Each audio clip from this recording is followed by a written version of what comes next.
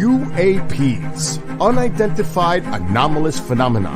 Are they extraterrestrial, interdimensional, time travelers in origin, or are they simply a result of top-secret military black projects, false flag alien invasion psyop, drones, or other human-made aircraft? Join UFO historian Don Ecker, MUFON State Director for New York Chris DePerno, retired veteran pilot Commander Cobra, and well-esteemed host and researcher Martin Willis as they discuss the latest news and topics regarding UAPs with a no-holds-barred approach on UAP Crossfire.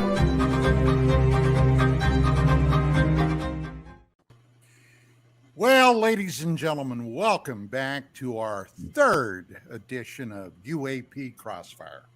My name is Don Ecker, and joining me is Mr. Chris DePerno in the upper left, Mr. Martin Willis, upper right, and Commander Cobra on my immediate left. Gentlemen, gobble.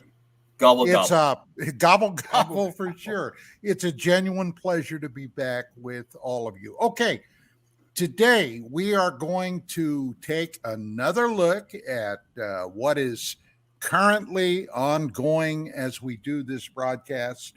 Gentlemen, before we go any further, do any of you have anything you'd like to start off with? Chris? I do. I do, Commander? too. Wait your turn.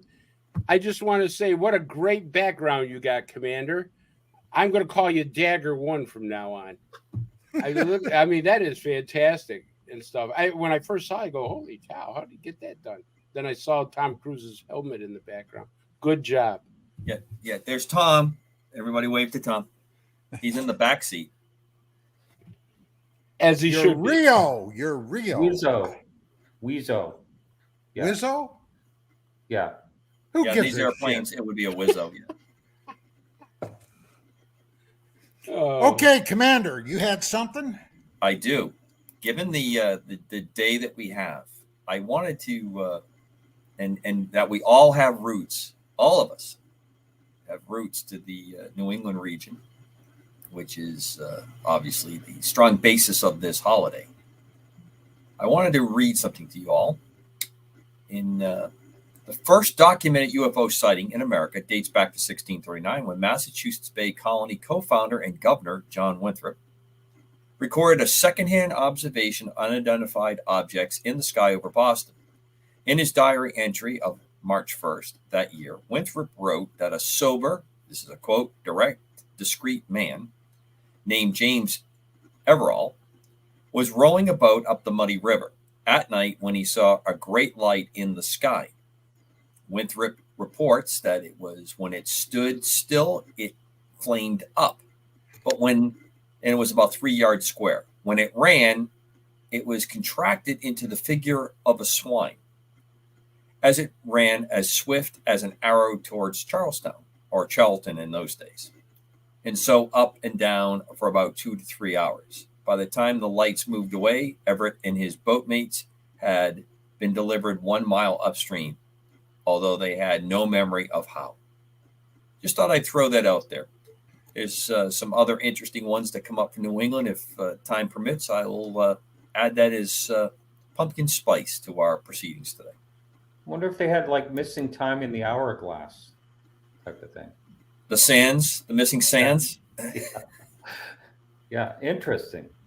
That's the first recorded one in New England and in the colonies by obviously by the settlers. I think if you go into Native American indigenous people records, there are much earlier descriptions. Oh, yeah. And I haven't seen anything with the Norse Viking explorations for this part of the country in that. I've looked for stuff in the past, but I've never seen that. But I thought, in keeping with our holiday, and it is better to give than to receive, I thought I'd give a little bit today. Wow. Okay. Thank you. Man. Very impressive. Yeah. Martin, do you have anything you'd like to start with? Well, let's see. A lot seems to be happening. I know we're pre-recording this show, so everything we say is dated, but there seems to be some interesting things going on in the UAP UFO world.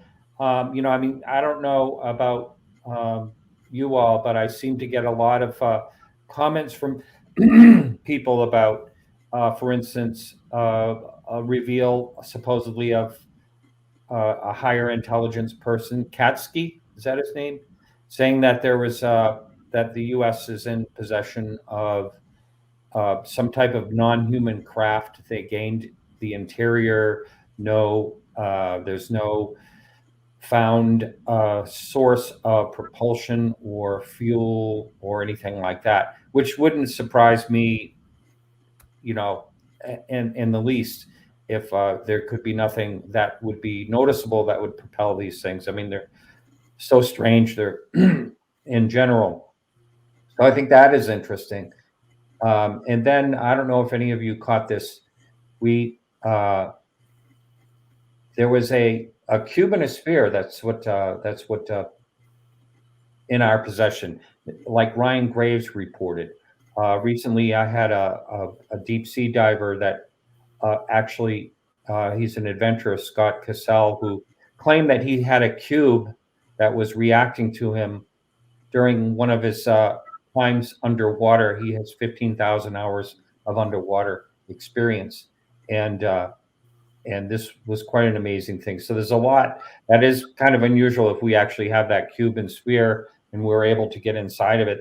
I mean, if that's really the truth of it, that would be pretty amazing. Maybe it's the sphere itself that propels it. I don't know. So that's what I'm thinking of, and grateful for another year here and Thanksgiving and all that stuff. My favorite holiday. Very good. Well, gentlemen, let me throw something out to you.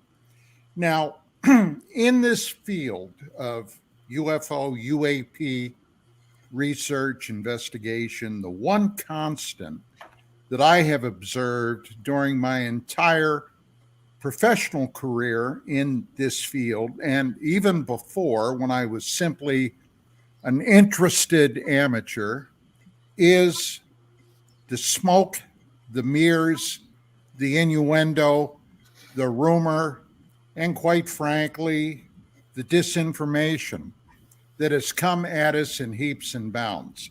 I got to tell you, when I hear stories like this cube, and I'm not discounting that, but when I hear stories like that, I wonder how much of that was basically propaganda put out by quote unquote the powers that be. One of the great items that has transfixed me in this field since the mid 1980s was seeing how the military intelligence and civilian intelligence agencies have manipulated the data. I go back, for example, to the mid 1980s when UFO researcher, writer, broadcaster Linda Moulton Howe was basically working on a very fascinating program at the time for one of the network shows. HBO, as a matter of fact, is who it was. Remember?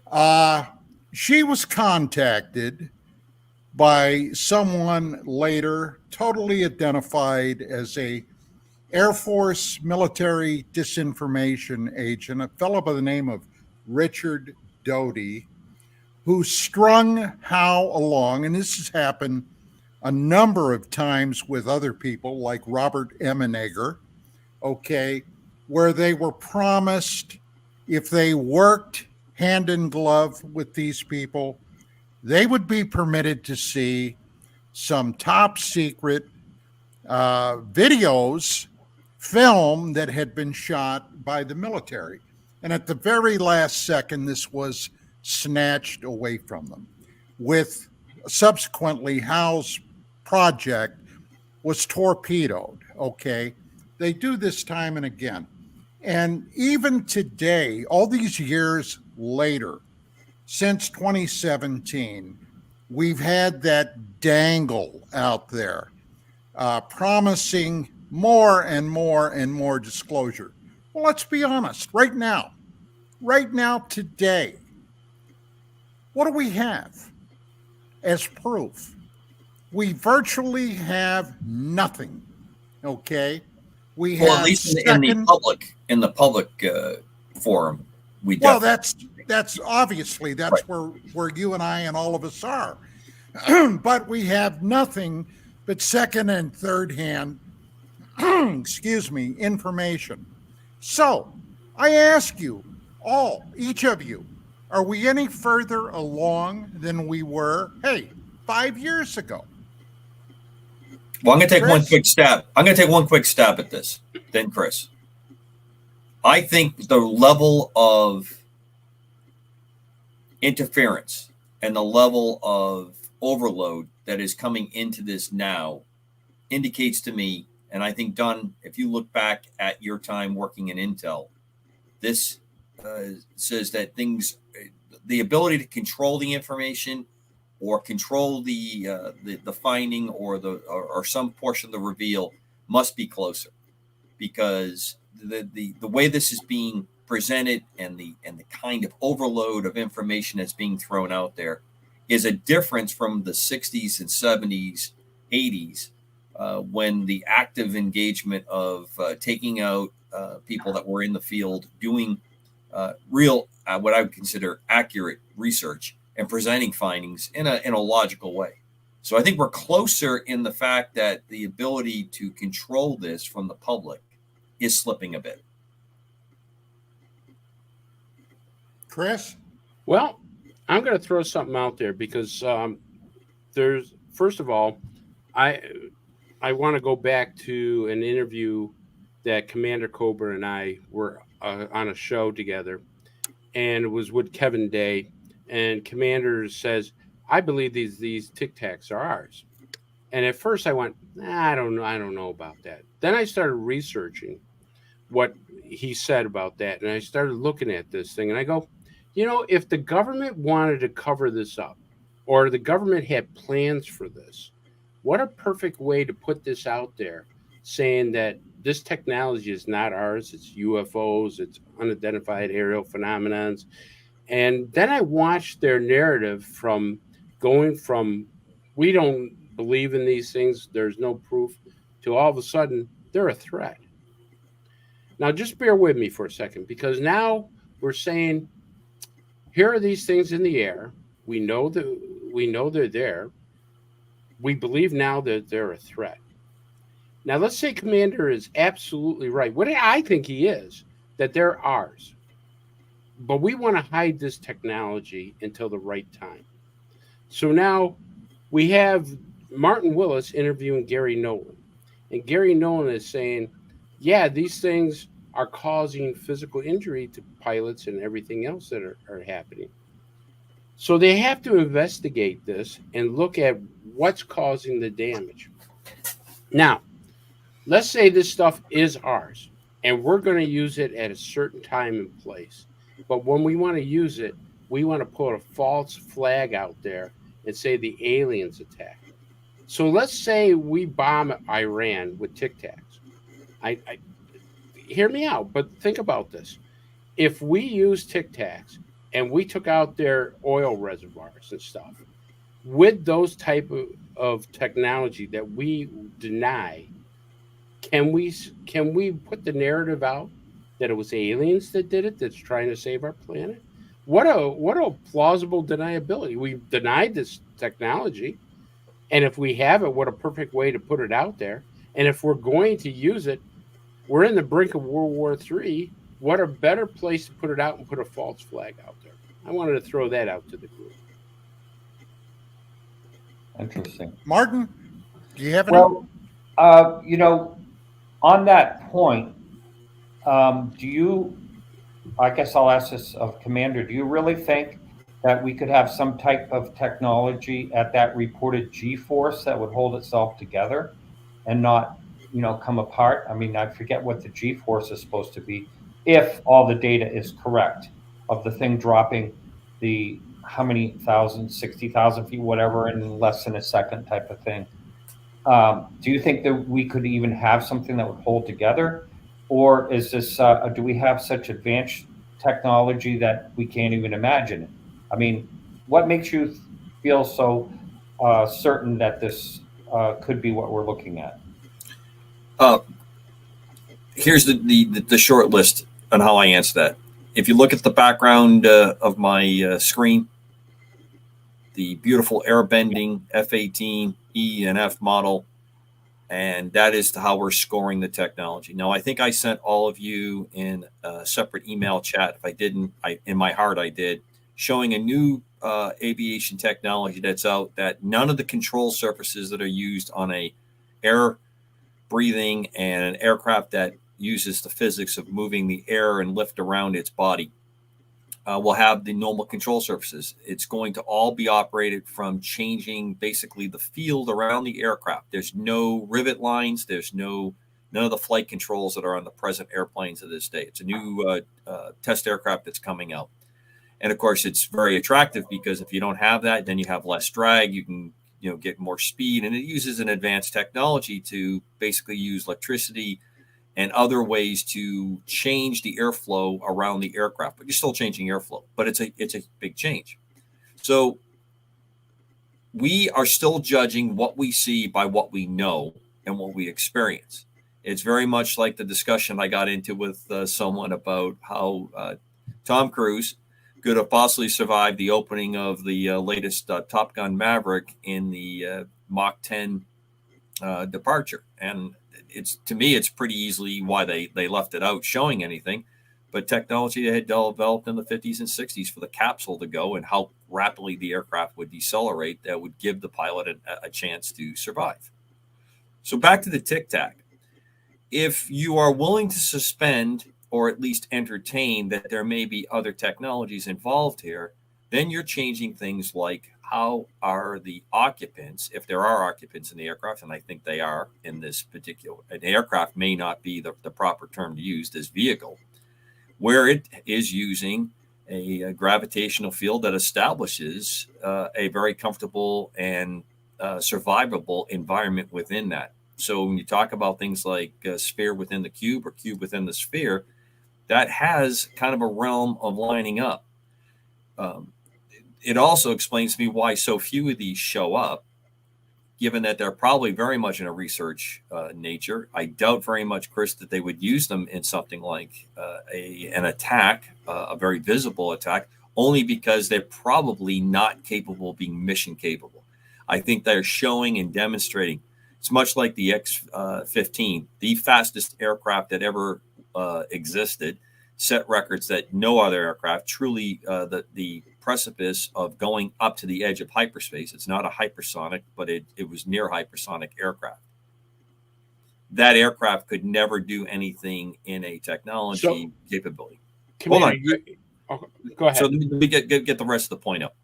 So when you look at Tic Tac, what really threw me off in this is that it approaches a carrier battle group, and it approaches a carrier battle group in the daytime. It is seen, it engages, there's a lot of activity. I interviewed some of the folks that were in the carrier battle group back on my show that talked about what they had seen, how the tapes were taken a hold of for recordings that they made. It has all the hallmarks of kind of running a test and also kind of running a demo. And the demo isn't so much for us as it is for potential adversaries. We do this from time to time. Other nations do this from time to time when you position forces or capabilities.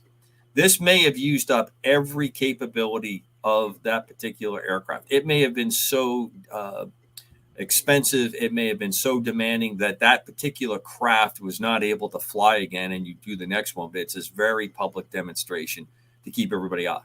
If you ever study how the Manhattan Project was put together, how they were putting it together, the secrecy they kept with it, the things that they did allow to sneak out because they wanted the potential to be understood by the enemy during World War II, it follows that kind of a pattern. And the last part that tells me why you may not see this technology break out is because it's too disruptive to the status quo.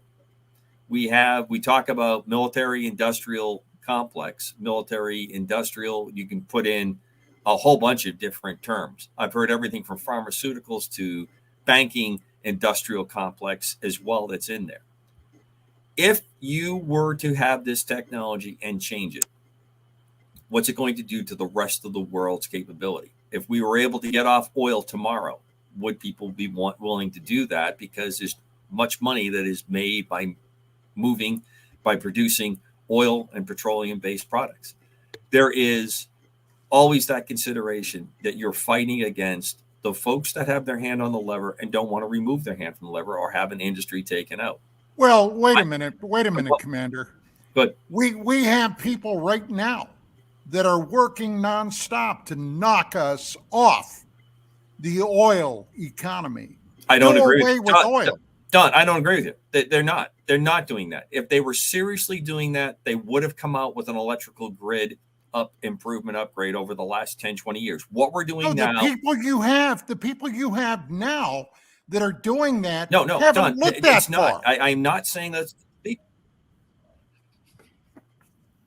No, I understand what you're saying, and that's in the political realm. I'm talking from the purest look at this. The folks that are making money do not want to not make money. That transition will happen when they are ready to move over to it. You see activity in things like trying to go to an electrical, non-petroleum-based, non-fossil fuel grid, supplied electricity, because right now, no one who has a clue would believe that coal is not powering electric vehicles in a very inefficient way to taking that energy. If we really believed what you were saying and it was organized and people were going to make money, things like the nuclear industry would not be occurring. They wouldn't have gone the way that they did. So no, I don't agree with you on that. And the final, final point, and then I'll defer to the gentleman from California.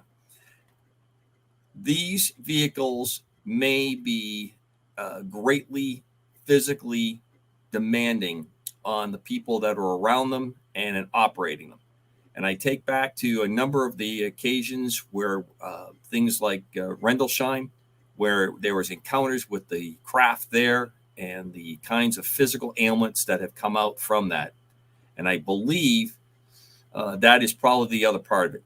You have this, but it's coming at great cost. I can tell you that folks that fly things like the SR-71 when it was flying, the U-2 that is still flying, those pilots take incredible amount of physical damage, physical abuse for flying those aircraft to perform those missions. And that is fairly traditional physics that we're using in them.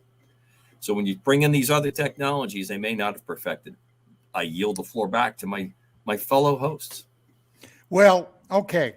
Out here in California right now, the governor has declared that by 2035, okay, California will no longer permit gasoline-powered vehicles to be in the state. Now, I'm sure they have to grandfather the vehicles that are already here.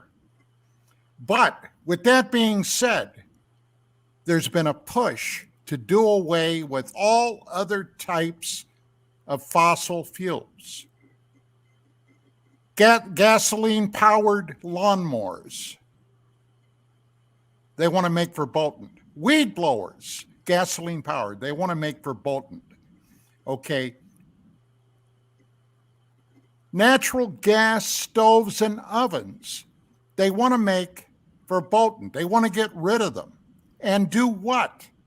Well, make everything electrical. Okay? The problem is, if there's anybody in the United States of America today, all 50 states, that is less prepared for an electrical, the California grid can't handle what we have now. 2.5 years ago, for a solid year, I documented it, okay? It's one of the things that caused me to go out and buy another generator. We were losing power because of the grid. It was so antiquated. The grid was breaking down a number of times monthly. We would go anywhere from 4 hours to 2 or 3 days without any electricity. But yet they're pushing electrical vehicles. My stepson has an electrical vehicle, okay? The problems with that thing are enormous. The technology is not yet there to be sustainable, okay? But they keep pushing it. Now, what powers these things? Well, of course, the electrical grid. And where does the power go? In their lithium batteries. Where does the lithium come from? Okay, it's practically all foreign, coming from Africa or China, our sworn enemy. What happens if things go even worse than they are now? And the Chinese decide, well, we're going to shut off your pharmaceuticals because the pharmaceuticals swim to the United States from China. We're going to knock off all your junk stuff that we make that everybody buys. Every damn thing I have here, okay? And I've been recently checking. Made in China. Everything is made in China. You very seldom ever see anything made in the USA. We are vulnerable today to this potential tyranny like we've never been vulnerable before.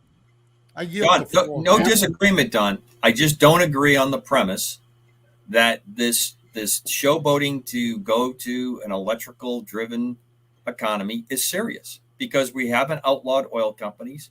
The said politicians that you're referring to take huge amounts of money from oil corporations that are international corporations that continue to get oil from other parts, not the United States, not making us energy independent. I understand all that. But the question was why I believed the Tic Tac, US based, why it's a capability we have.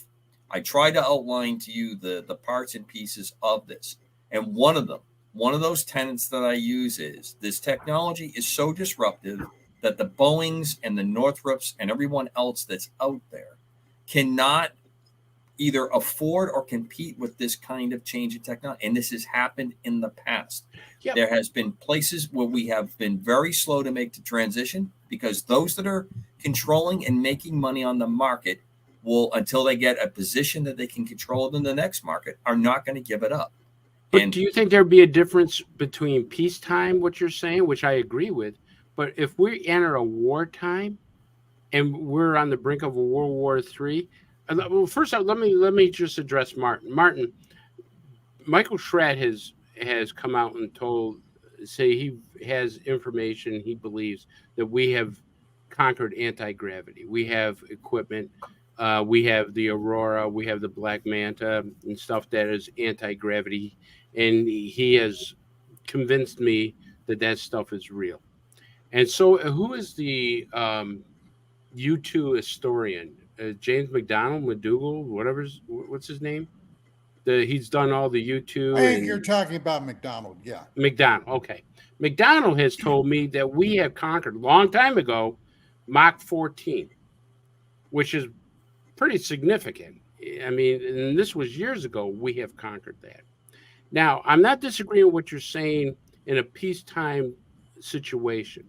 But like in World War II, when we took atomic energy and created a bomb with it, if we are threatened that bad, and we go on the theory that the Tic Tac is ours, that some of these things that we see in the sky are ours, wouldn't we use it in wartime? Not peacetime, but in wartime. So, Chris, there's only one way I can respond to you on this. Why do you think that the rules by which you are judging our activity from World War II are still in place now? What fantasy world do you live in that you don't think international governments, international corporations have compromised every government on this planet? Because they want to survive too. No, they don't. They are convinced they will survive. Those that have got their hands on the levers. The rest of us can stand around and hope enough electrons come down that we can choose that we're going to cook our lab-grown food electrically, or we get to throw a couple trons into the battery so that we can maybe drive. You're applying a rule set that I can't understand why you would think since World War II that the game is being played the same way. No, the game is not being played the same. I agree with you there. But what I'm saying to you is that there's an instinct of survival. And All right. if these industrial people think they're not going to survive, But they don't. Why do you think that they don't? How can someone making multiple billions in money, salaries in multiple millions, stand there and say, sorry, I'm not giving up any of that money. You're not getting a pay raise. So long, Detroit, and throw it into a strike. Thankfully, that has ended. And now cars will cost more. We've fallen further behind in producing cars in the country, and we're going to buy more foreign or use more foreign labor to produce those cars on jobs. Now, you wouldn't do that if you're running a corporation, right? Do you believe we produce disinformation, right? The government puts out false flag. And absolutely. Okay. The crux of what we're talking about. All right. So do you believe that there's a chance that there is industrialists want a new world order? Do they not? Okay. No doubt. So what would be a perfect thing to do is to put out, and we've seen this. We've seen people talk about this, experts talk about this. What a perfect way to take our technology, put a false flag out and say the UFOs attacked us. What a perfect thing. You're kind of skewing off the line with me a little bit on this. There is absolute refinable case that the government, our government, the United States government, has used the UFO interest and enthusiasm since the 50s to cover up operations. Yes. SR-71s were told, and people from Project Blue Book, people that wore blue Air Force uniforms, went into conferences and gatherings and inserted information into it to use that cause, to use that interest, to cover the activities, because the greater good was we did not want the enemy to know what our capabilities were. We had that one particular aircraft, the SR-71, for almost 12 years before we fessed up that we had it. Publicly fessed up that we had the aircraft because of its capabilities. And why wouldn't they use the same narrative again? There was a CIA historian by the name of Haynes that back in the 60s tried to suggest that a lot of these UFO sightings that people were seeing were in fact experimental aircraft like the SR-71 and the U-2. Now, in between trips to Vietnam, I was in Okinawa. They were flying SR-71s out of Kadena Air Force Base. I've seen these things take off, and I've seen them go into the sky where in seconds, basically, they become virtually invisible. They were going so high up into the sky. And these missions were flying along North Vietnam, China, North Korea. They were gathering intelligence by the ton, okay? Now, these aircraft, as Commander pointed out, well, these are old aircraft. My God, the SR-71, prior to that, the A-12, they were 1950s technology. And speaking about 50s technology, I'll never forget, because Donald Kehoe, who was the former chairman of the NICAP committee, the National Investigative Committee on Aerial Phenomenon, detailed the last public press briefing that Dr. Herman Oberth gave before the Pentagon swallowed him up. This was circa about 1958. And he was being queried by news reporters, where he basically said on the record that we are working on anti-gravity technology now, and I'm paraphrasing, and within several years, this should take us to the moon. Now, gentlemen, we did go to the moon in 1969. But we went to the moon on chemical rockets. What the hell happened to that anti-gravity research that Oberth was discussing in 1958? That's over 60 years ago. So yeah, I have no doubt we have that technology. They've been keeping it vastly under wraps. Well, Martin, you started this. I tried to make my case. Well, just a couple things. According to Kevin Day, it was raining Tic Tacs, UFOs. Maybe up to 60, I believe he said something like that. So it's not just like this single thing you mentioned. It might be, in a very expensive situation. And if that's the case, why would they? And they were only using one or two around the ship. Around the fighter jets. So what would be the purpose of having all these things floating around if there were that many? If we had that technology and it was very expensive to have and to operate or whatever. Secondly, it seems like everyone is under the consensus that this is going back close to 20 years now, that we could keep the lid on this type of technology. I guess I would be outvoted by those of you who say that we could do this. We could keep the lid on it. I'm rather surprised, if that's the case, that our adversaries at least didn't get a hold of, this type of technology, if that's what's going on. So anyway, that's my endpoint at this point. Well, let me interject this.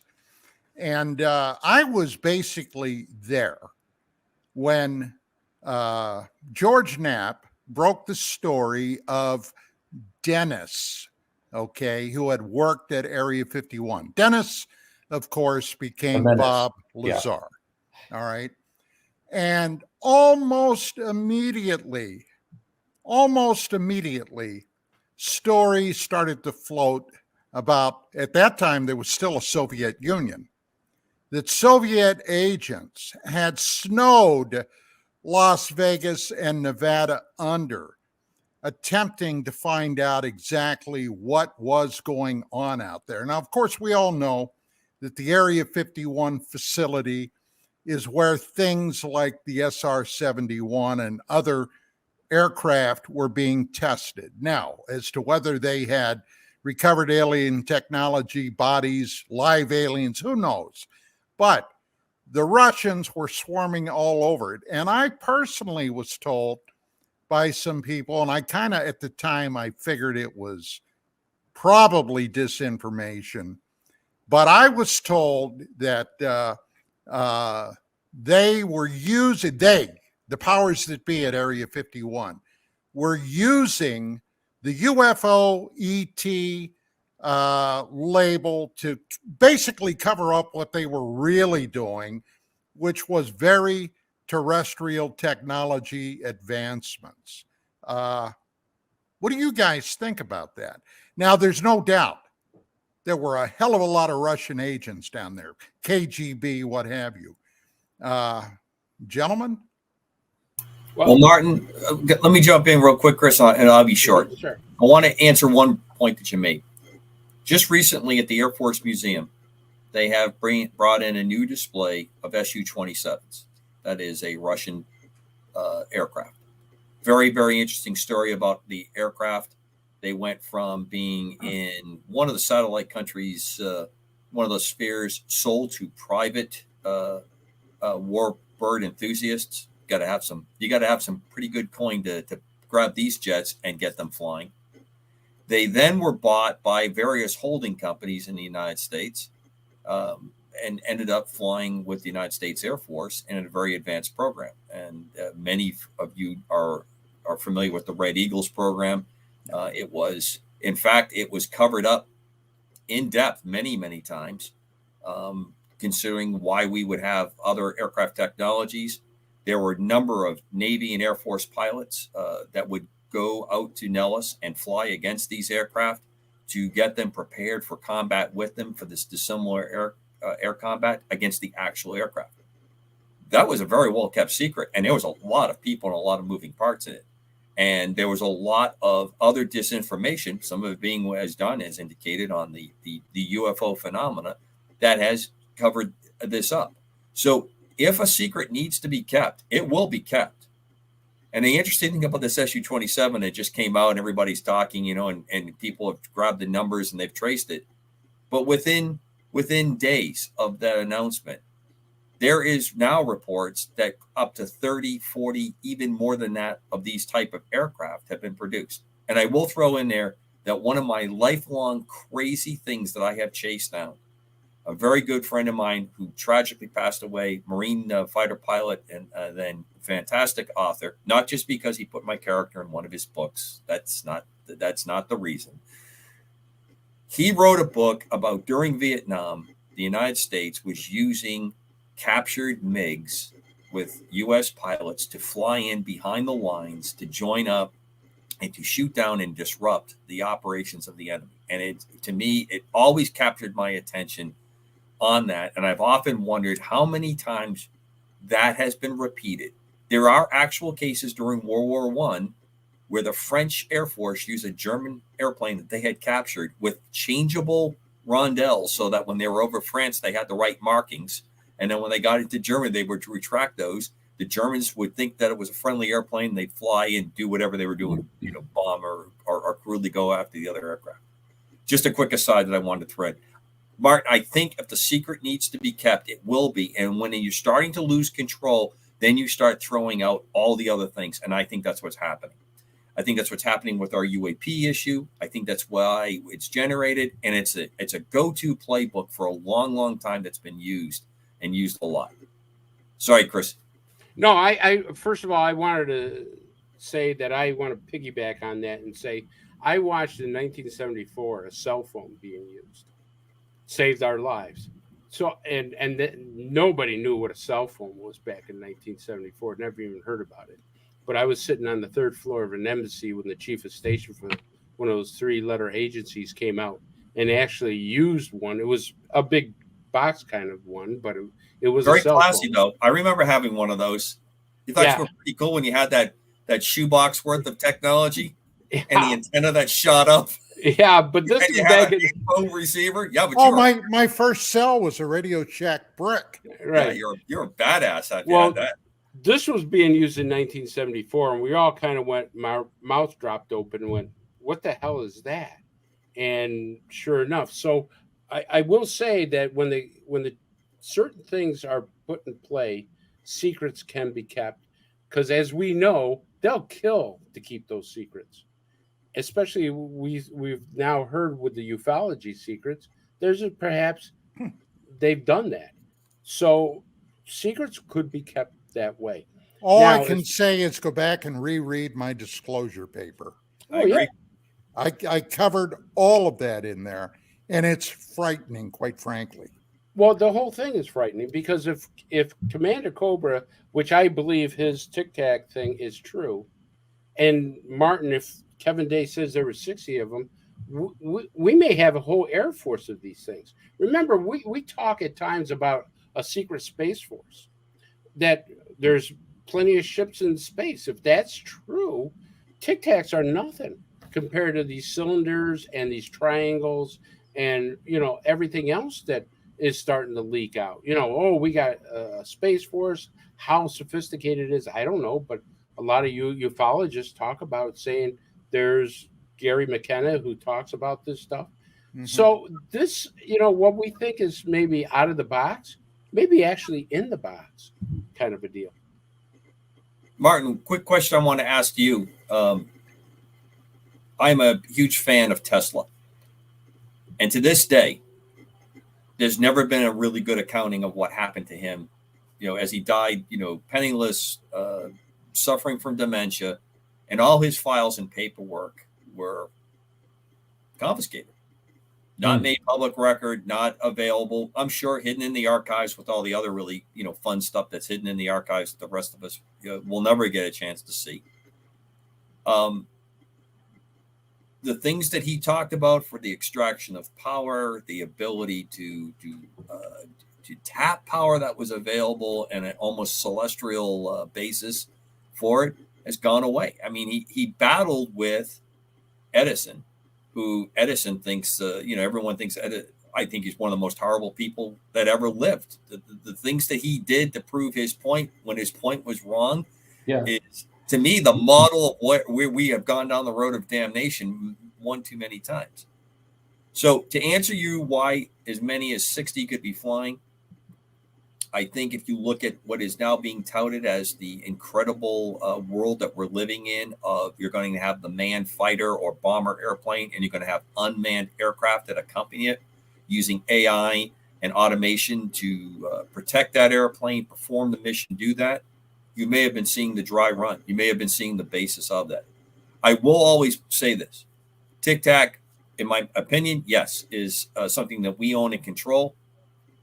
What it was inspired by may be extraterrestrial recovery. Wouldn't surprise me in the least that that's part of it, and why the difficulty of making it on a large number, and a lot of other things. But to me, it must be expensive, it must be dangerous, and it must be causing a lot of tipping point balance that people want to try to control the tipping balance. Well, you know, gentlemen, several years ago on the History Channel, there was a series that ran for a couple of years called Unidentified.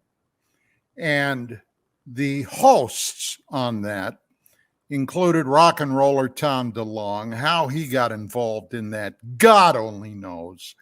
But there were some heavy hitters in there. Dr. Hal Puthoff, formerly and probably currently a CIA scientist. There was Lou Elizondo, and we all have our own opinion on how real or not real he was. But then there was Christopher Mellon. Now, I can't think of the guy's name that was there from the Lockheed Skunk Works, but he was there too. But Christopher Mellon was an undersecretary of state for intelligence, worked with all the military's intelligence agencies. And I got to tell you, with my foray into this field, going back into the late 80s, the early 90s, I butted heads with all those guys. I butted heads with the DOD, the Pentagon. I butted heads with NASA, all these naysayers at the time. And suddenly, here is this guy from the rarefied atmosphere, all right, an undersecretary of state, talking positively about the UFO UAP phenomenon. Now, I never would have believed it. Gave me heart palpitations for a while. But the one thing that they did for those couple of years they were on the air, every program, every one, they emphasized a potential threat from these objects, these mysterious machines. That was in every episode, a possible threat. Now, at the time, I put on my detective hat, and I thought about that for a long time. And I thought, okay, this can only be one of a couple of possibilities. And I want your feedback on this. Number one, this is the biggest dog and pony sex show in the history of propaganda emanating from the Pentagon. Or maybe they are genuinely aware of something coming down the road toward us, and sooner or later, the public is going to catch on. Now, I got to say, today I kind of have doubts about a large segment of our population catching on. But with that being said, okay, gentlemen, where do you come down on that? I'm sure you've all seen these episodes of Unidentified, and what's your feeling about it, Chris? I'm going to start with you. I'm just watch their narrative change. Like you said, they've gone from unbelievable deniers for 70 years to turn around saying they're real, to turn around saying they're a threat. And like you're saying, I think something is coming down the pike, that they're building a narrative for that to take place, so it doesn't catch any. People go, well, this is not a big deal. They've been telling this for years. So we know the government manipulates the narrative. We know the government manipulates different things to their benefit, to other people's benefits that control the government, the puppet masters who control the puppets. And so this has been kind of shocking to me. So one of the things, as I pointed out, is that maybe, just maybe, they would use this in a false flag operation, and they're preparing us for that. Okay. Martin? Well, I'm wondering if these things, if they were real, are they just stuck in like the private sector without any oversight at all? I mean, it seems like, I know it would be a top secret situation, but when we get into all this, these hearings and these things that involve, people looking into the UAP, UFO topic, are these things, are we just going to go with the status quo that the Tic Tac is unidentifiable in the video? We have no idea what it was. I will let David Fravor and Alex Dietrich speak their pieces and just move on like nothing's happening here. Yep. And they know all this technology, and there's some part of the government that's keeping it from the rest of the government that is looking into this. I guess that's my curiosity of it all. Okay, and we only have a couple of minutes before we go to break, but Commander Cobra, what's your take on it?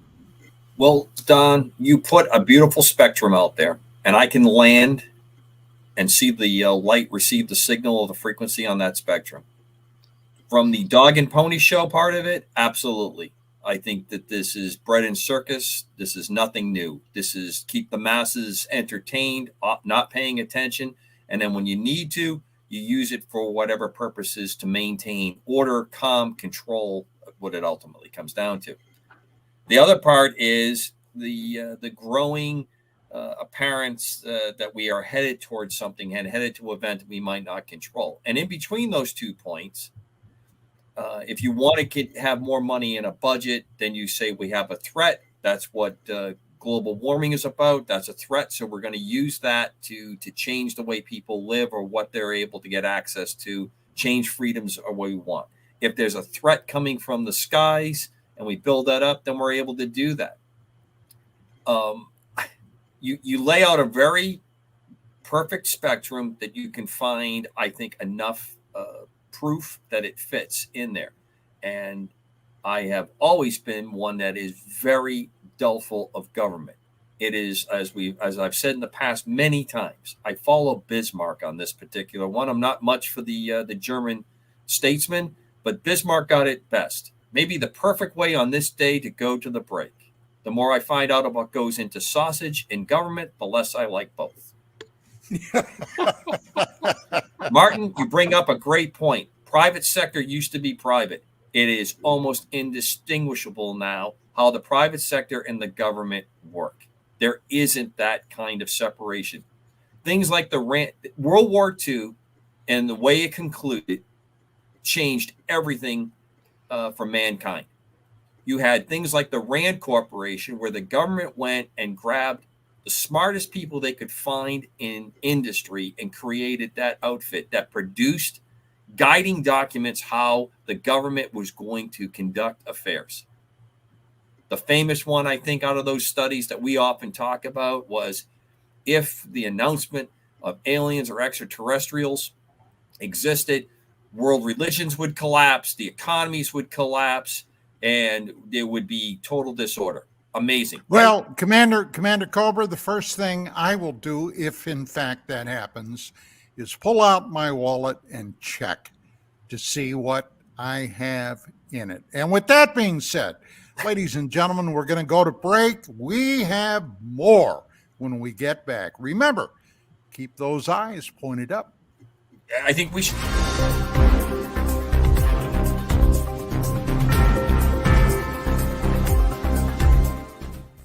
Hey members, the new KGRA DB app is now available on iOS and Android devices. Gain on-demand access to any KGRA DB programming. Download any show directly to your mobile device to listen or watch on the go. Go to the App Store and search KGRA DB.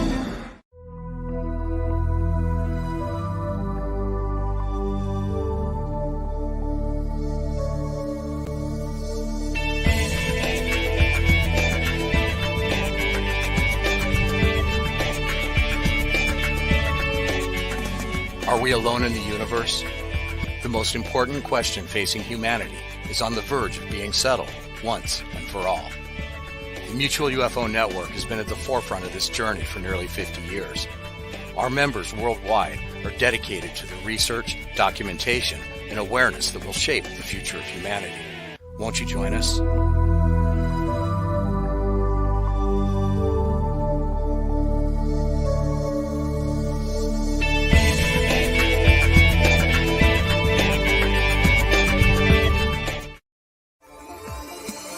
You're listening to the KGRA Digital Broadcasting Network. We provide unparalleled coverage of trending news in the world of ufology, cryptozoology, and paranormal phenomenon. Whether you're watching our video live stream or listening to one of our audio programs, you are getting the best from world-renowned researchers and hosts, guiding you through topics the mainstream won't touch. Miss one of your favorite programs? No problem. Head over to the members area at kgradb.com for access to our massive library of award-winning content. Make contact, stay connected, only at kgradb.com.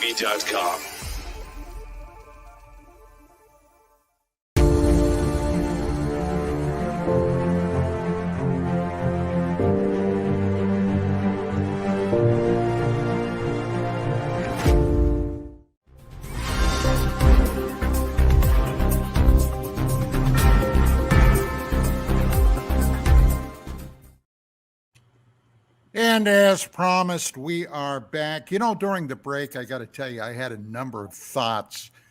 And yeah, Commander, they did hurt. But I had a number of thoughts run through my mind. And last night, as we do this recorded show, last night I had a special show on my show, Dark Matters Radio. And I was kind of surprised, but somebody's name that popped up was Roy Thinnis, okay, actor, well-known actor. Back in the latter 1960s, he had a rather shocking television program on that only ran for about a little over, well, not quite 2 seasons, called The Invaders. Great show. Right. And this was about that very thing, hostile extraterrestrials.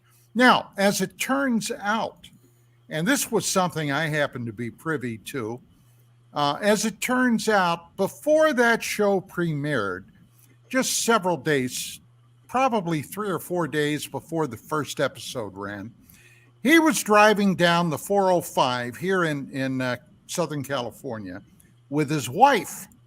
And as she was looking out the car window, she started shouting at Roy, "My God, look, look, look." And it was a UFO. She saw this disc thing flying through the sky, and it shocked her. And she turned to Roy and she said, "Oh my God, who are you going to call to tell about that?" And he looked up, he saw it, and he said, "Nobody." And she said, "Nobody?"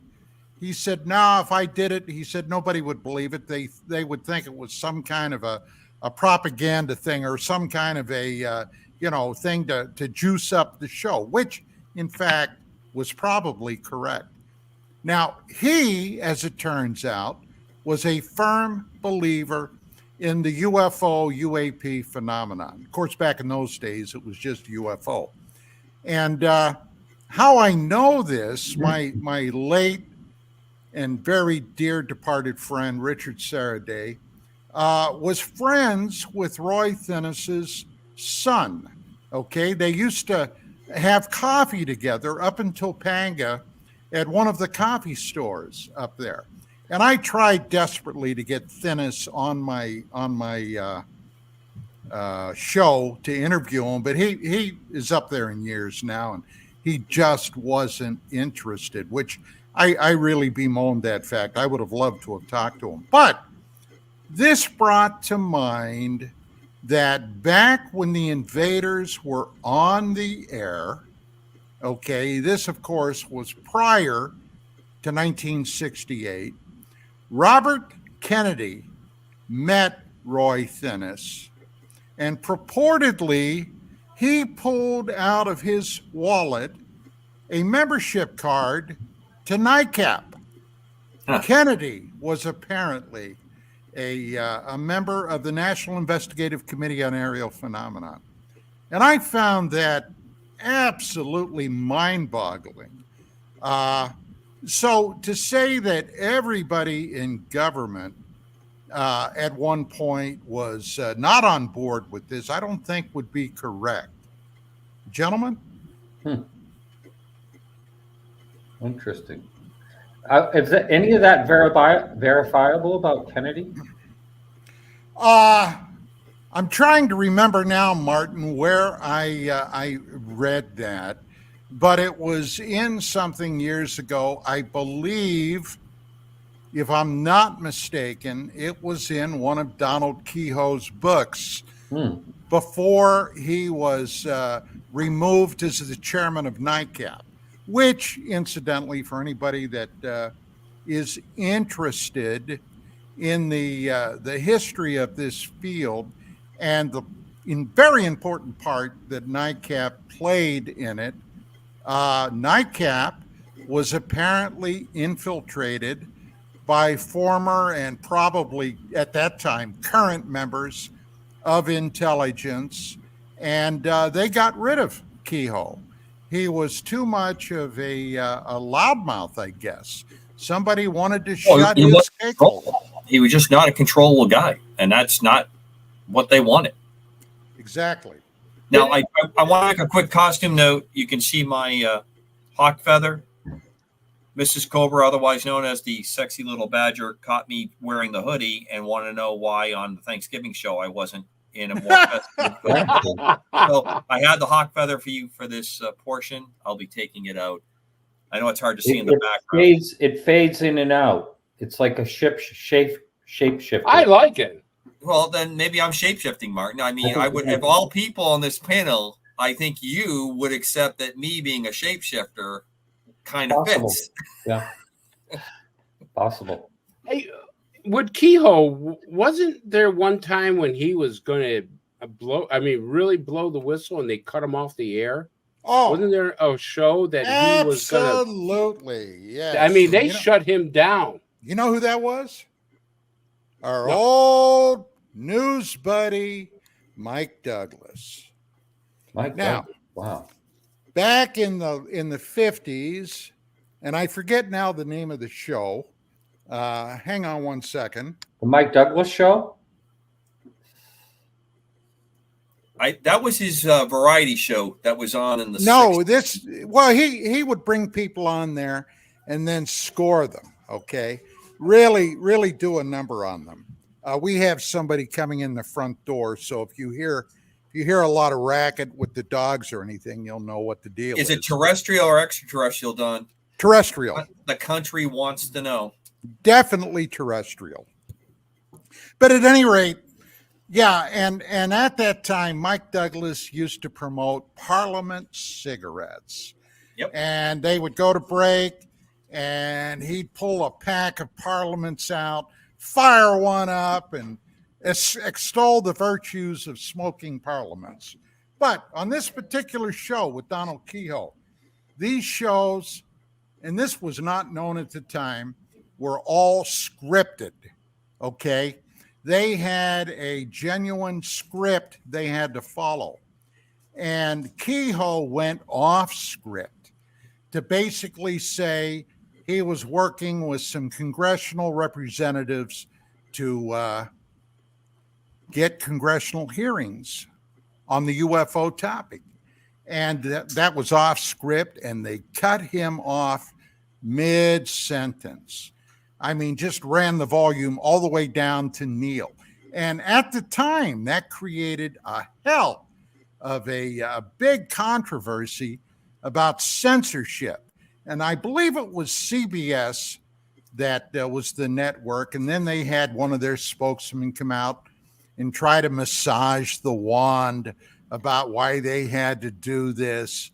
And it was a crap shoot from the beginning. But one of the people that highlighted that, and this is another name from the past, was radio host out of New York, Long John Neville. Oh, yeah. And he had Kehoe on there. And Kehoe, now Kehoe was a gentleman. Okay. He didn't go quite as hardcore as I would have done at that point. Okay. I would have not been shy about blasting all their asses. But Kehoe kind of did it in a nice way. And I always had a problem with that when he would get these people on. Wallace called him a liar. Okay. He said, look, you're talking about 4 documents. And 3 of the documents I checked with Colonel Tacker, I think it was Tacker, Project Blue Book. And Tacker said 3 of those documents don't even exist. And the 4th one does, but it doesn't say what you say it does. And Kehoe didn't wilt, okay, but he disagreed with what Wallace was saying. And then, of course, they moved on to the next thing. So, yeah, he was stabbed in the back big time. If I could, I'd like to pivot just a little bit and go back to the disclosures that Martin was mentioning, the congressional hearings. What have we really gotten from any of these congressional hearings? I mean, I've seen nothing but big nothing burgers. I watched the guy head of Arrow tell a senator there's no proof that there's extraterrestrials, which we all went, what is he talking about? I watched the head of naval intelligence say we don't have good enough computers to get a still shot of a UFO flying by an airplane. I've watched the Undersecretary of Defense turn around and talk more about his thing with Star Wars than he was about the actual thing. I think a lot of these, other than one congressman really trying to push the issue, and that's Tim Blanchard, I have not seen anything worthwhile at any of these congressional hearings other than the fact that they are mentioning UAPs and UFO to the public, but nothing where they said, we got really great proof. I mean, come on now. The one guy turns around and he says, hey, we took months studying this thing that was flying over one of our battleships or cruisers or whatever, and we come to that this was a remote drone. Now, wait a minute. We have some of the most sophisticated radar on the planet, and you're telling me it takes months to figure out this is a remote drone? Give me a break. Dog and pony, Chris. It's dog and pony. All this is dog and pony. That's what I'm saying. It's a false flag operation, I think, setting us up for something down the pike. And it could be that this technology is going to break through and maybe use it, I don't know, in a war. I don't know. I was speaking with Mario Woods. Anyone familiar with who he is? Mario Woods. He was at an IBC. What do they call what I'm trying to think of the name of the Nukes, the Minuteman. Basically, there was a UFO right over it. He ended up. It looked like a big sun when he was up to it. Anyway, they found him like 2:00 in the morning with the driver that was in the truck. They were both in security patrol. They found him like 14 miles away and down a road where a 2-wheel drive would never dare to go, that type of thing. He got out, he was beside a van, he had no idea what happened, that type of situation. Anyway, so there were beings involved, that was coming up to the truck and all this. So he told me he was talking to the panel at AARO for 4.5 hours. Now, they didn't do, which I think is crazy, they didn't bring him there to talk. His testimony was all done through an audio phone. There wasn't even visual. He talks to them for 4 hours. He's telling them, he said they were very respectful. And then there's, I guess, Bob Salas did something similar and maybe a few others. But what I'm saying is, You know, here these people are testifying, however they're testifying, and then you get this report that comes out that says, you know, there's nothing to see here. We're nothing, you know, no extraterrestrial ideas, nothing, no proof or any of that. I understand there's no proof, but there's testimony, and Right.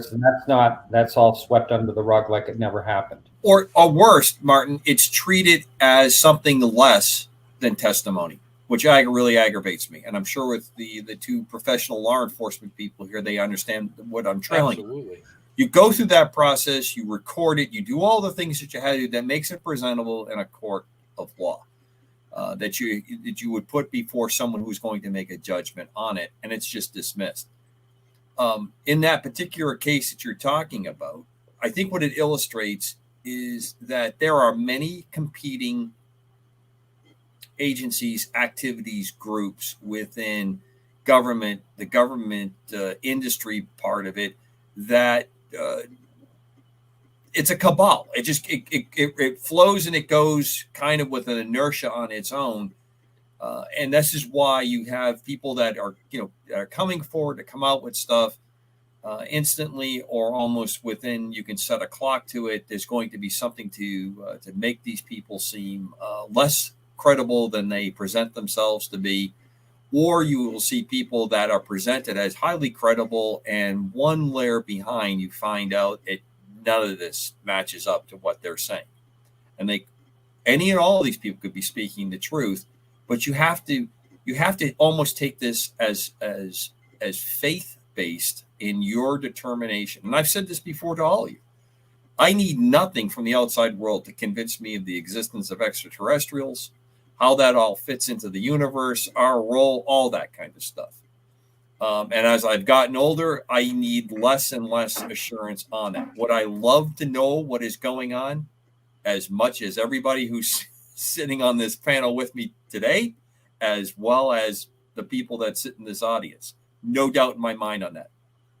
But I think we are fighting against various groups that have no care whatsoever to what truth is, oath, honesty, honor, any of that stuff. Those are to use the Major or correction Colonel Jessup from a Few Good Men. Those are punch words, fun things to say. It's not a code of life. I was a young junior high school student. I'd love to see the picture. Yeah, I'll bet you would. When the Missiles of October event happened, missiles, ICBMs in Cuba, 1962. And I can remember of course, the newspapers, news magazines were filled with nothing but stories about that. And my father at the time was activated. He expected to be landing in Cuba. Everybody did. Of course, JFK, President Kennedy, was the guy in charge. And everybody, I mean, it's the closest up to that point that we ever came to the genuine fear that nuclear conflict could happen.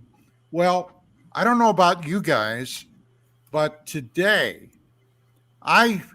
because of current world events, all right, and the bellicose saber rattling by all parties involved, I think we could be there at that precipice right now, a nuclear precipice.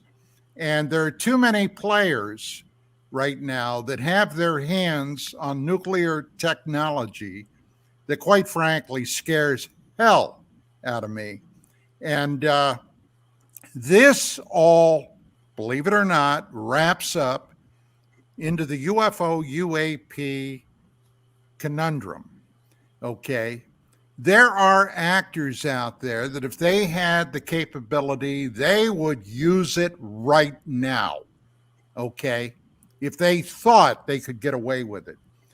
We could have right now rogue devices, nuclear devices already secreted in the continental United States because of the grossly criminal act of leaving our southern border open for almost 3 years. We have no idea, no conception of what came in there. We know that tons and tons and tons of lethal drugs have flowed into this country. It's called fentanyl. We have lost between 60 to almost 100,000 Americans using drugs that got that stuff, that ended up dying from it. So, in a way, okay, it could be argued that we're already under attack by chemical weapons. That could be argued. And by God, I'd be more than willing to argue that point.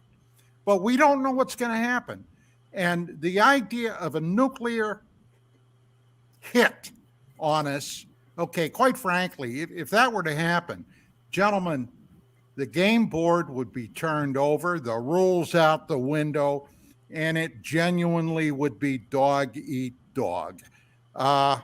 Commander Cobra, what do you have to say about that?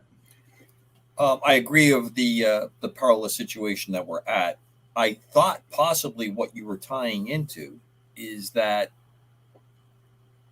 in the history of, and I couldn't carry your book bags, gentlemen, on your research into UFOs, UAPs.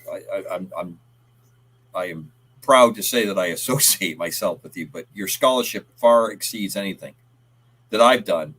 But I do realize that in these extremely perilous times, there is a history within the UFO experience that seems to indicate various interferences that have occurred by extraterrestrials, for lack of any other better term to use, that has dampened it down. Missile silos that were shut down with the occasion going on. We always talk about Roswell and the incredible events of Roswell, which I tend to think probably is more the one that the most hallowed of events. The start point is probably not what it appears to be.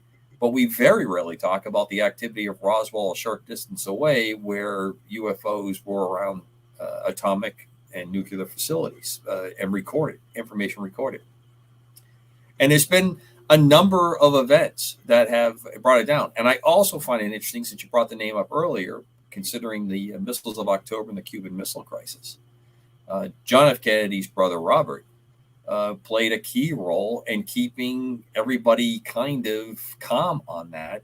He was probably one of the strongest advocates to the then president to try to keep it from tipping over to the side of who's going to blink first, and blinking in a not good way, blinking in a way that was going to cause a huge exchange. And here we find out tonight that there is an NCAP kind of relationship that could be there. I find that an interesting how all this connects up.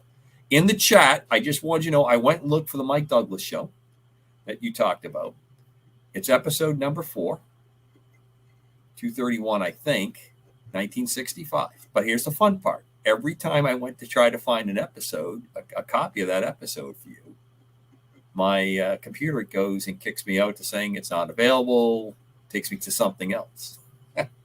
So the very one about Major Kehoe that we were talking about earlier is not readily available on the World Wide Web of things, which, for an old timer like me. Guess what? I've got that.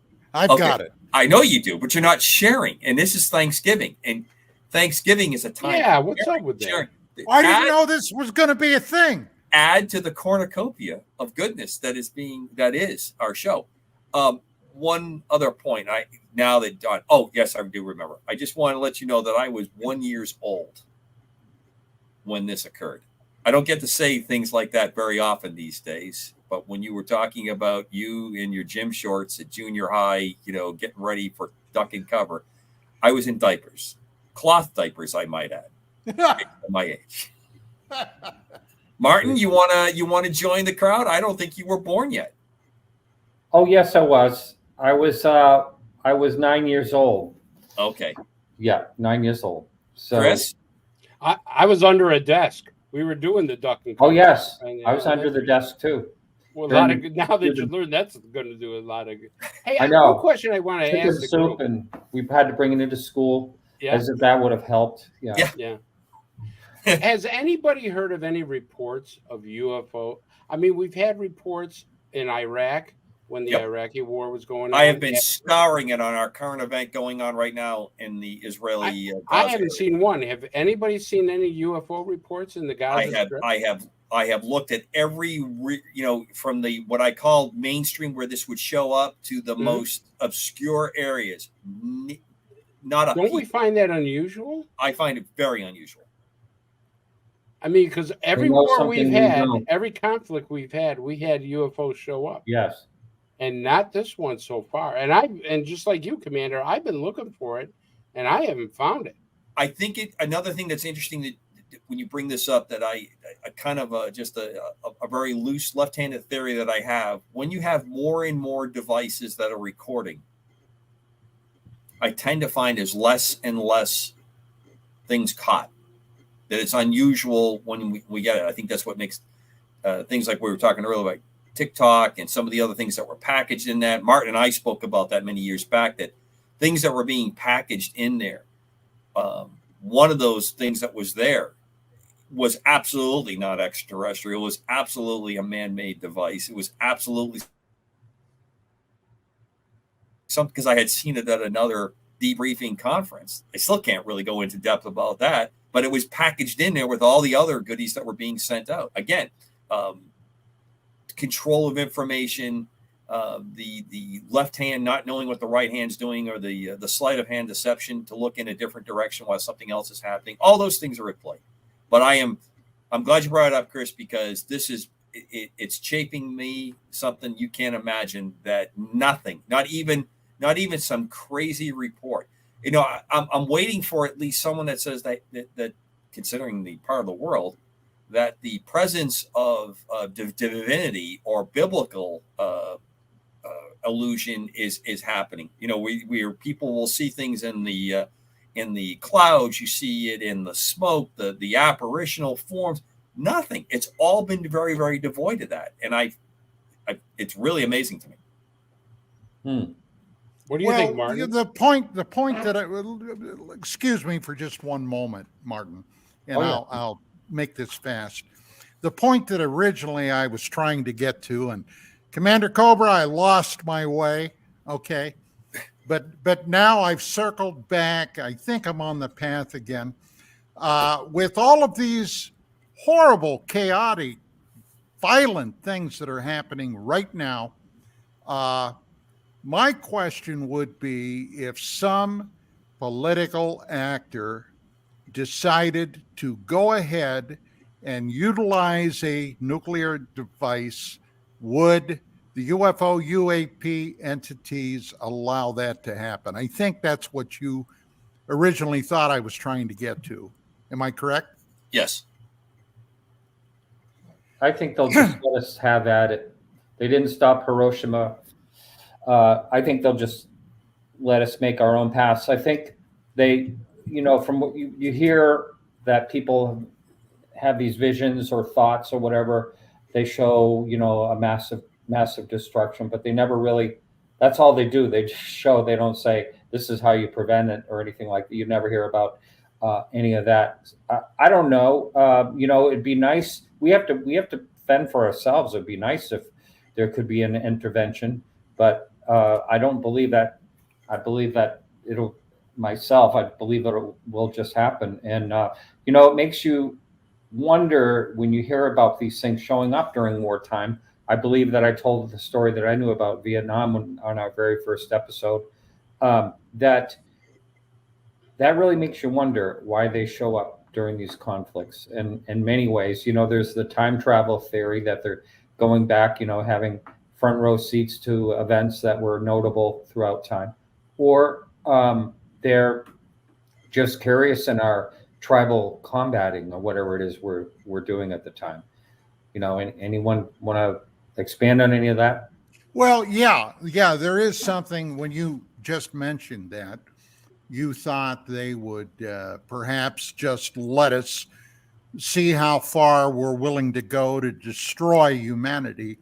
A curious thought hit me back in the early 1950s as this UFO enigma just exploded across the world.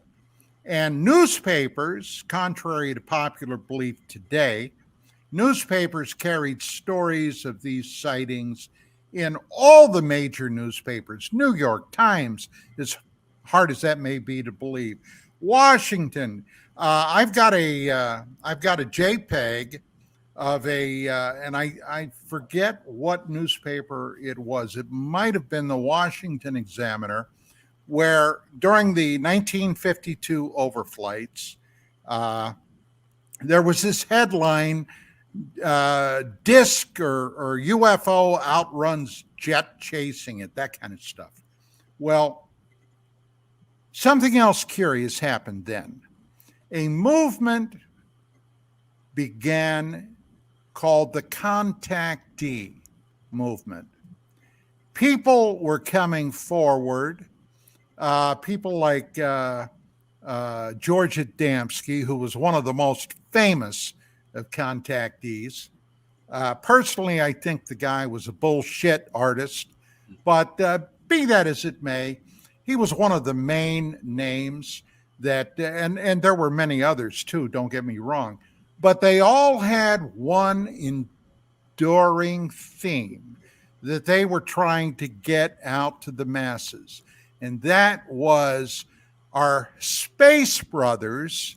That was the term that was often used then. The space brothers really want us to do away with our nuclear weapons, because the whole universe can be affected by the use of these things. Those types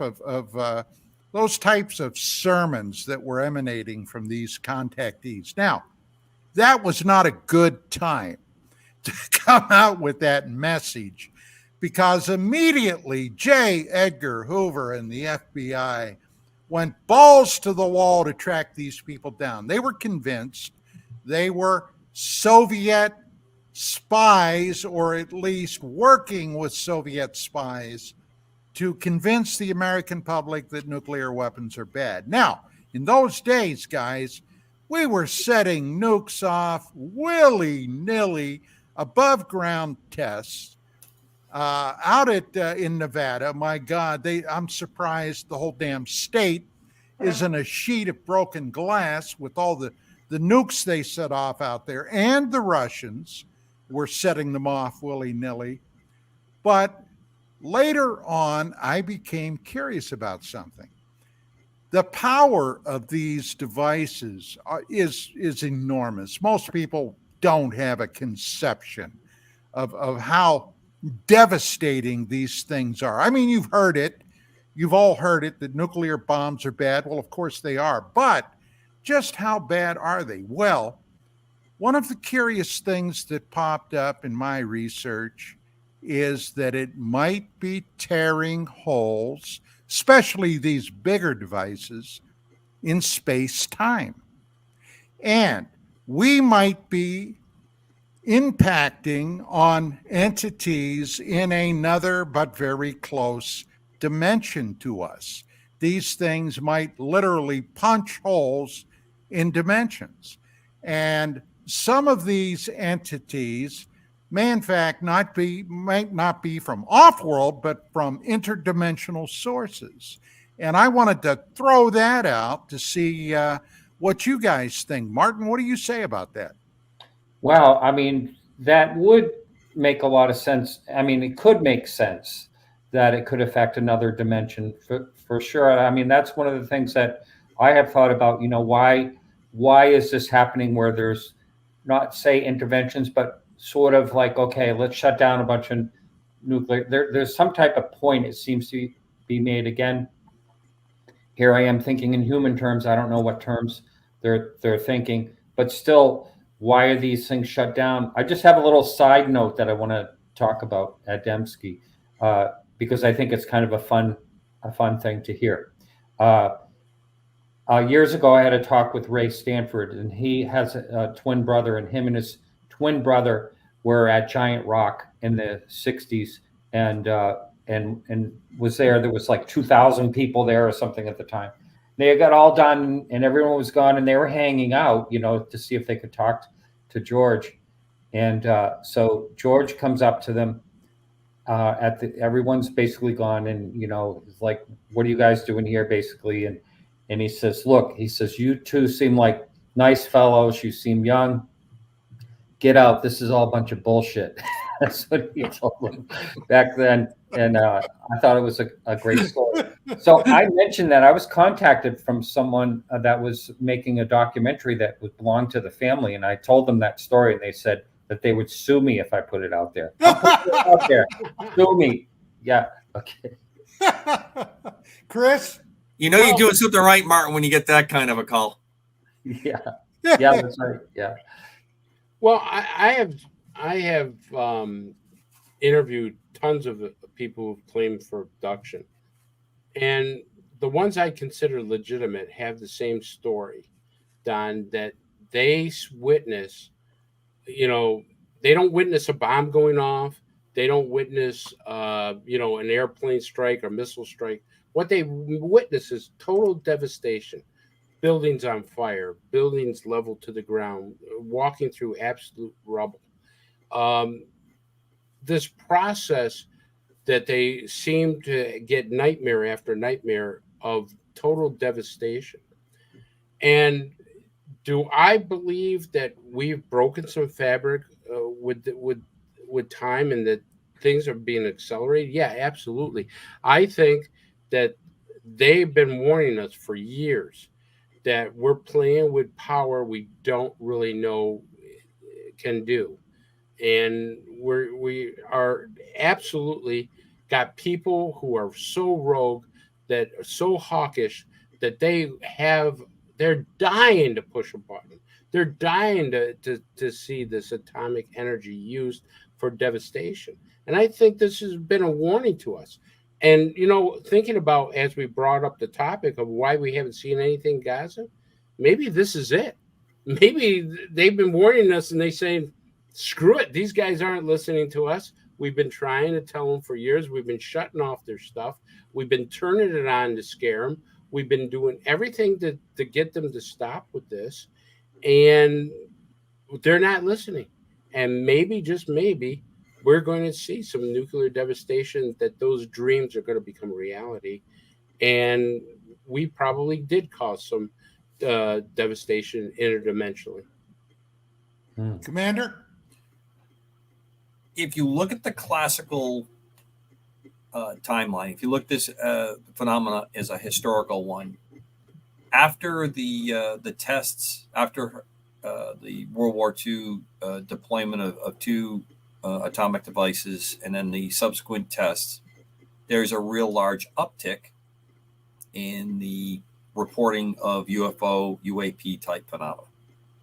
So I think it really lends itself very well, Don, to the theory or the concept that and I think we all agree, the interconnectivity of what our world and our dimension is, all the other things that are happening, it may be the signal on how it went.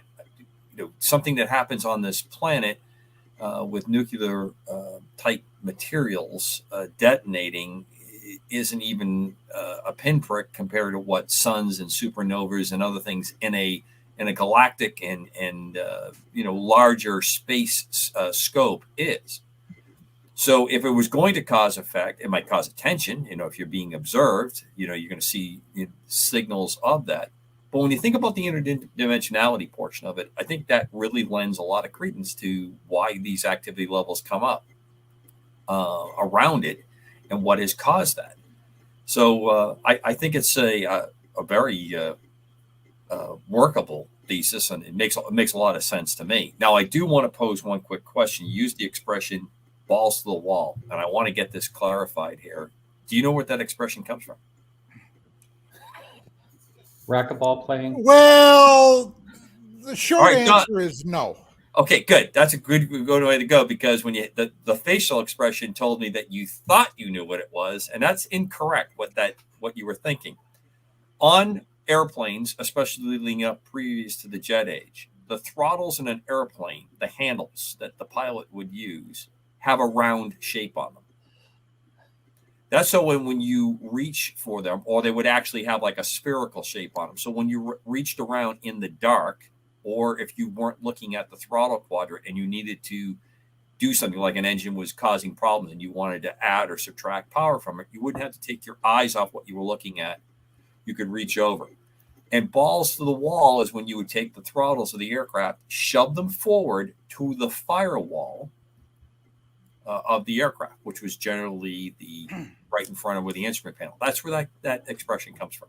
Well, today was a learning experience. And Thank that's you. what Thanksgiving's about. We're all around, and you want to share. But I love seeing the facial expression of people when you use those expressions. And the other, there's countless ones like that, and everyone is has a good theory, but generally doesn't always line up. Well, the whole 9 yards comes from like a machine gun. Yeah, the ammunition belt, unless of course you go back to the old Scottish, and that is dirty, and it has to do with something underneath the kilt. Well, we went there. Yeah. Well, I want to be as complete, transparent as possible. Yeah, we digress. Well, you put 9 yards of ammunition through a Browning 1917. Of course, it's got to be water cooled, but that would be a sight to see today, wouldn't it? Yeah. If we keep going the way we are, we're not going to worry about machine guns. We're going to worry about stones and sticks. Yeah. Well, that's famously what Albert Einstein said. I can't tell you what the weapons will be in World War III, but I can tell you what they'll be using in World War IV. What's that? Sticks and stones. Yeah. I saw a letter that he wrote that was trying to, I'm trying to remember, I'm going to get it all out of context, but it was actually a woman owned it in California. And it was basically begging, what's his name? Who was the president at the time? FDR. Who? FDR and Truman, right? It was Truman. He was begging Truman not to go forward with using it as a weapon in the letter. It was really something. Well, yeah, but Truman's response was absolutely on point. He said, look, the estimated casualties of Allied troops, not to mention Japanese civilians, would be astronomical if we have to invade. And there were as many estimated casualties on the Allied side as 1 million men. How in the hell could I explain that to the mothers of America if I had this weapon and I didn't use that weapon? And ultimately, he was correct, because believe it or not, as many as died in those 2 bombings, they saved literally millions of Japanese lives, and God only knows how many million Allied soldiers by doing that. My father, my very own father, was somebody that was slated to go to that invasion, as were anybody from that generation knows that all the troops in Europe after the war with the Nazis was complete were on their way to the West Coast. And it would have been horrible. Well, just think of here, let's take that context of that time and put it in our time now with everybody having nukes. If everybody had nukes back then and we were the first to drop them, we would be casting stones and sticks, as you said. That's where it would be. Martin, it's an interesting premise you put there, because you have to know what they're capable. You have to know if they work. And the thing that I found interesting about that letter, and I'd love to read the letter or get a synopsis of it, because Einstein did spend a lot of time when he was at Princeton telling FDR, you've got to get behind this research. the Germans are ahead of you on this capability, and you've got to try to harness this power. It's important, and I think rational people, Oppenheimer is a good example of it when they realized what the capability was. But that is one of the pivotal events that changes the course of mankind on this planet at the end of World War II. Yes, the second weapon had to be dropped to complete the ability to break the Japanese home island defense, which would have been everyone able to walk would have been carrying some kind of a weapon, from a rock to a sword to a firearm. But it also was to set up the stage with now what we saw was the big problem with the then Soviet Union that was coming out, that we had this capability and we had to we needed to keep them in check. And that only lasted a very short time before their capability came out as well. And you could go through all the history there of spies and people that thought it was the right thing to do to share those secrets and all that stuff. All those are formative, foundational things that bring us to what we're, chatting about weekly, about how, because everything we talk about surrounds two major elements, right? It talks about the politics of the time we live in, and everything is politicized. And it talks about where our government and us connected to that government are at. We want to know, we want to be treated as by liberty and, Freedom of Information Act. We want this stuff to come out. And a lot of the old guard expressions of why it's, we shouldn't let it out, or the problems that could cause, as Don has indicated a number of times, take a look around. We're one step from the Star Wars bar at any given moment. I'm talking about the scene in the very first Star Wars when you walk into the bar. I mean, I actually feel more comfortable there than I do when I'm on some public transportation in major areas right now. So, hey, Commander, I got a question for you. Let's say the Russians didn't get the secrets to the atomic bomb. Do you think we would have used it on them? It's hard for me to give you the scenario, but I think that some of their, if you look at the timeline, some of their aggression to build their defensive barrier in Eastern Europe and around the rest of the world probably would have slowed down. I think it would have slowed down. Well, you see, now here's a perfect example of where the American academic institution has totally collapsed within themselves on this very topic. The sad fact and the dirty little secret about the Soviet Union's communism party is this: Joseph Stalin, who was the son of a bitch running that outfit then, murdered more civilians than Hitler, Adolf Hitler, the leader of Nazi Germany, ever dreamed of. Right. Nobody talked about that. The New York Times, for God's sake, covered it up. Stalin systematically caused the entire Ukraine. You know that spot where they're busy killing each other right now? A famine that took the lives in the 1920s and early 30s of more than 20 plus million human beings. The dirty little secret that nobody talks about, that schools don't teach about. They don't teach about anything today. It's pure, well, I'm getting on a rant, but it's pure indoctrination. And it pisses me off. You will not believe how badly I am pissed off by this. All right, so I'm going to say, since we're coming a little bit towards the end, I want to go around the room, and Don, you go last.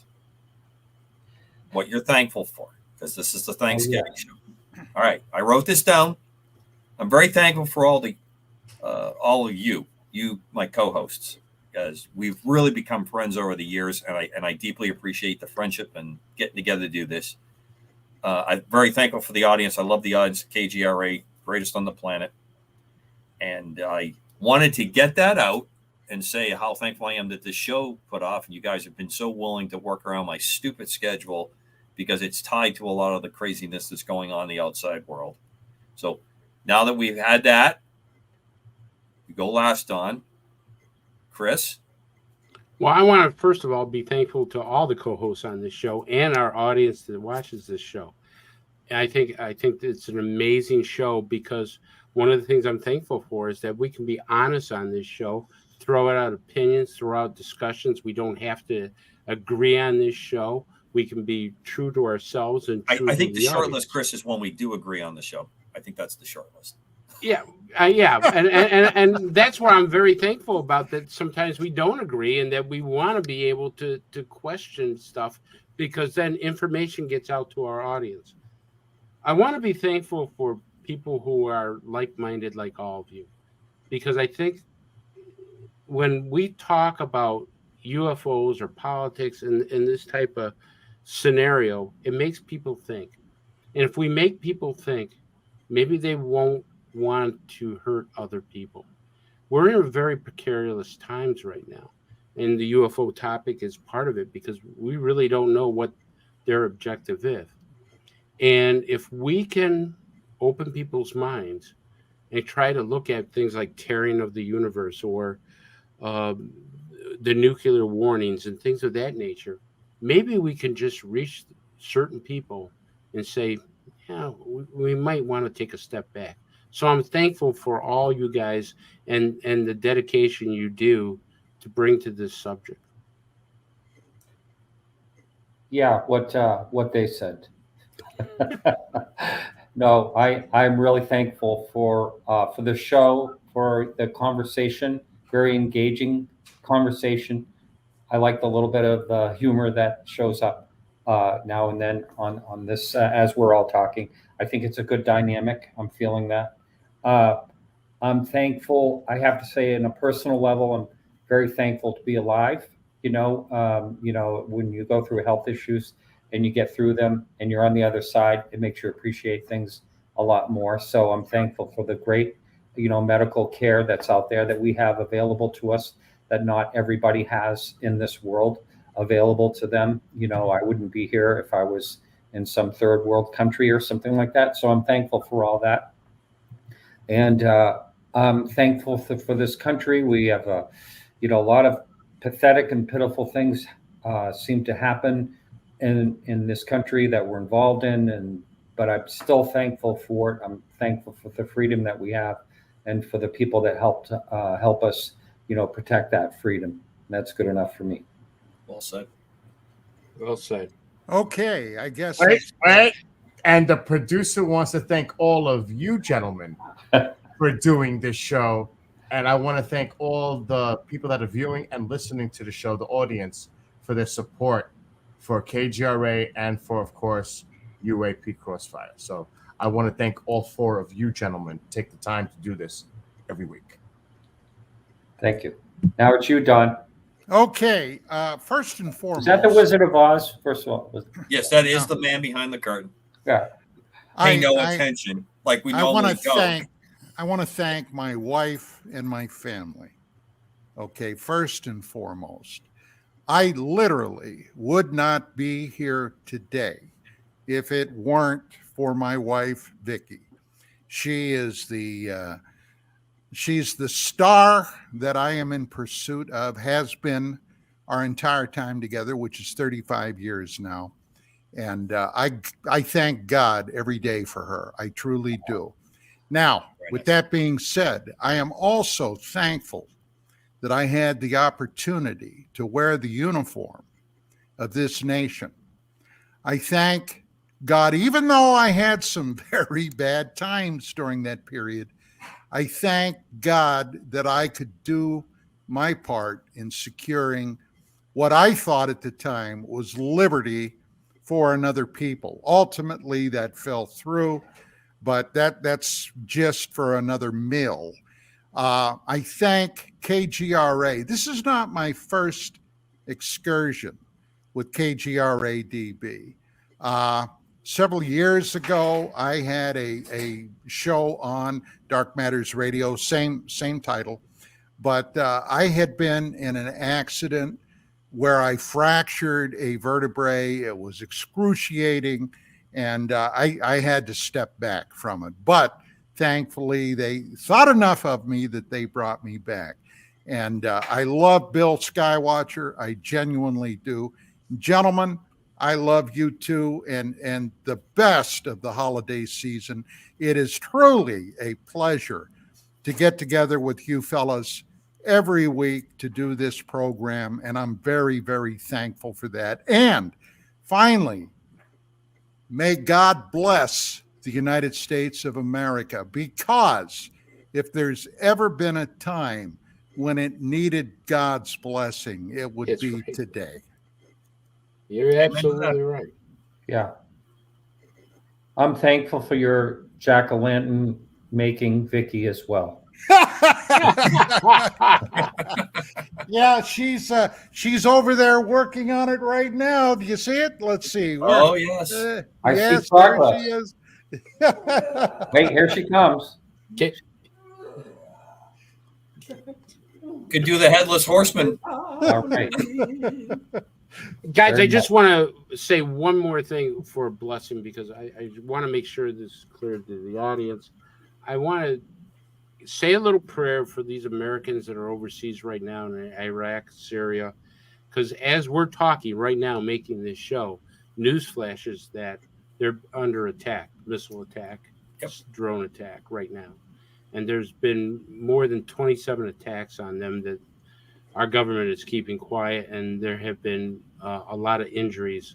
I haven't seen anybody killed yet, but the soldiers are now starting to die.